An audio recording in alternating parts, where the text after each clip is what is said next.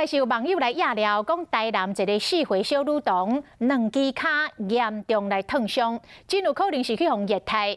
社会局马上就会同警方展开调查，发现这个小女童是甲亲生的妈妈甲后籍住斗阵。一开始，这个小女童的妈妈讲是2礼拜前囡仔洗身躯酸水，家己无小心去烫着伤的。但是经过追查，这个后籍才来承认讲，因为小女童无乖，所以甲泼烧水，要甲吓惊，要甲停罚驾驶。 救护车载4岁囡仔赶到病院，伊外妈和大姨嘛伫边啊。查某囡仔的双脚拢去烫伤，足严重的，已经烂去变乌。就因为妈妈无互囡仔去看医生治疗，外妈要帮妈妈去拒绝。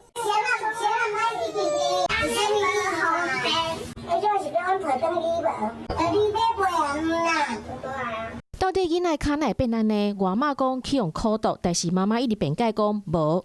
这是伊家己去烫伤，毋是我家，我要带倒去医啊。讲是囡仔洗身躯的时阵酸水，家己烫到的。大姨问囡仔，囡仔看起来真疼，但是伊讲，你的脚脚是不是爸爸用洗澡的水用你的？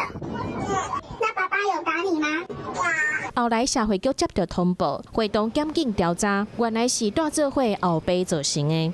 继父这边他有坦诚说，因为孩子不乖，就是要吓唬这个孩子，让他有个警惕，所以他有用热水的方式，就是要吓唬他，要惩罚他。囡仔妈妈有3摆婚姻，4岁这查某囡仔是和第一任生，和现任无偌久之前嘛生一个查某囡仔。4岁查某囡仔就对妈妈和后辈大做伙。外妈讲囡仔定定去用拍，无想到讲这摆竟然用滚水来烫。囡仔后辈即马以2小法伤害罪，移送台南地检署侦办。法官审理了后，裁定扣押。